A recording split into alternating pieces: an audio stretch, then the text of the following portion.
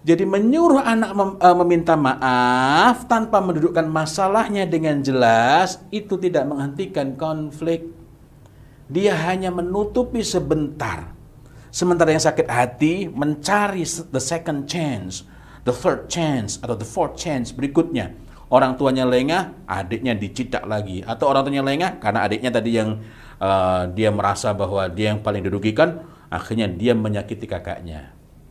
Maka orang tua akhirnya mumet, ini gimana ini anak saya? Kok suka banget bertengkar? Kenapa? Karena bibitnya kita suburkan. Gitu ya. Lalu gimana agar kita dapat mendudukkan masalah dengan baik itu?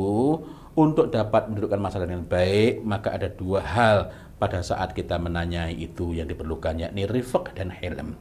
Apa rifq itu? Ar-rifq itu lembut yang disertai dengan keramahan, lembut yang disertai dengan kesantunan, lembut yang disertai dengan kedekatan begitu. Nah, yang kedua adalah hilm. Al-hilmu itu adalah lembut yang disertai dengan kesabaran dan ketenangan. Dua-duanya kita perlukan. Kamu ada apa? Nggak ada apa-apa. Bapak juga adil. Nah, karena kita ditembak gitu, kadang kalau kita kehilangan hilm, langsung, kami tuh maunya apa toh? Maka sudah berbelok dari masalah awal. Tentang hilm, rifq, dan anat ini, bagi yang ingin menelusuri, ini sebagian saja. Yang paling mudah dicari itu di Riyadhus Shalihin, gitu ya. Masya Allah, sebenarnya kalau kita ini masih mau murojaah dengan pegangan-pegangan yang kita dulu sering belajar gitu, maka itu Masya Allah sangat mencukupi bagi kita untuk mendampingi anak-anak kita. Tentu saja kita masih perlu terus belajar dan belajar. Satu hal yang ingin saya ingatkan, jangan mengambil jalan pintas dengan melanggar perintah Allah Subhanahu wa Ta'ala bagi para orang tua. Ada ayat yang setiap orang tua pasti terkena ayat ini, default.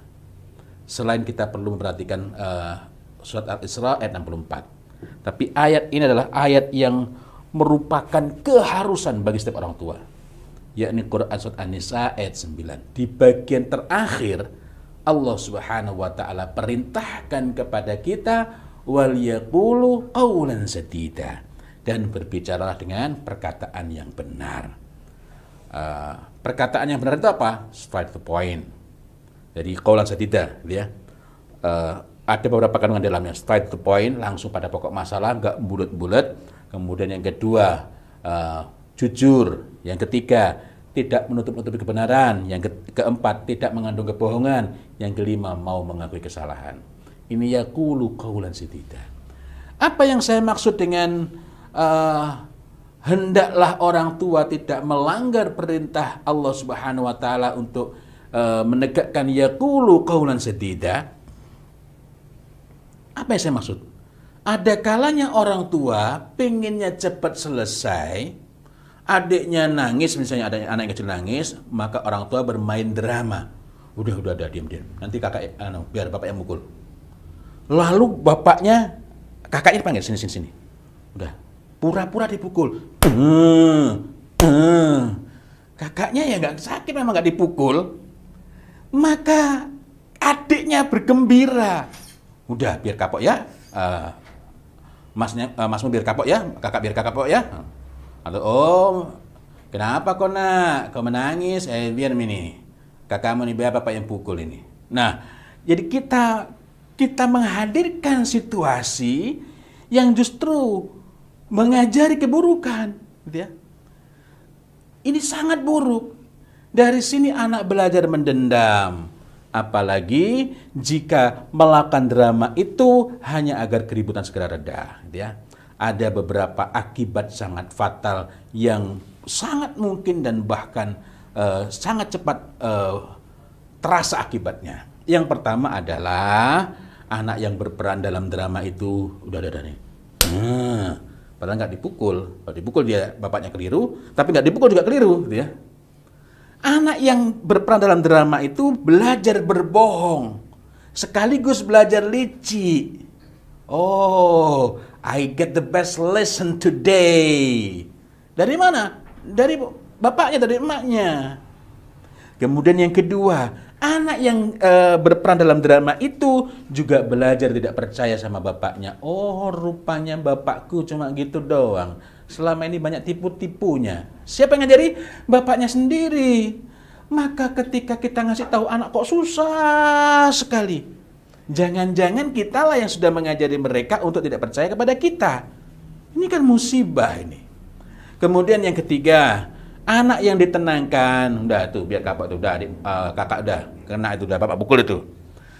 Anak yang ditenangkan itu belajar senang melihat saudaranya menderita, walaupun saudaranya sebenarnya nggak menderita, tetapi dia belajar tega, belajar senang melihat saudaranya menderita dan belajar merayakan penderitaan saudaranya. Siapa yang ngajari? Orang tua. Apalagi kalau tak begitu, udah tuh, nih kasih coklat nih. Sudah kakaknya dalam tanda petik dianiaya. Udah gitu untuk menikmati penganiayaan itu disempurnakan dengan dikasih hadiah. Nah, loh, apakah dikasih hadiah ini menjadikan jelek? Ataukah karena tidak adil? Apalagi kalau kakaknya pun dikasih hadiah. Jadi ini rupanya upah dari berdusta, itu memberikan kesaksian palsu. Siapa yang mengajari? Orang tuanya. Astagfirullahaladzim. Jadi dengan perilaku itu dia belajar mendendam, sekaligus belajar menyelesaikan masalah dengan melihat saudaranya menderita, dan pada saat yang sama dia belajar saudaranya yang bermain dalam drama tadi, bermain dalam drama tadi juga belajar, oh ada cara menyelesaikan masalah, yakni dengan fulus, yakni dengan tipu-tipu, taktik licik. Siapa yang mengajari? Orang tuanya. Na'udzubillahi min dzalik. Mudah-mudahan perbincangan kita pada siang ini bermanfaat, dan selanjutnya saya kembalikan kepada moderator Mas Zudi. Mudah-mudahan waktu selebihnya dapat kita pergunakan dengan sebaik-baiknya untuk berbincang lebih jauh tentang bagaimana seharusnya kita menghadapi, kita mendampingi, kita membantu anak menyelesaikan masalah pada saat mereka bertengkar, agar pertengkarannya tidak berlanjut menjadi bibit-bibit permusuhan. Kalau sudah terjadi permusuhan, na'udzubillah min dzalik, mereka justru mencari-cari celah, walaupun tidak ada kesalahan, mencari-cari celah untuk mendatangkan bahaya, untuk mendatangkan keburukan, untuk mencelakakan saudaranya.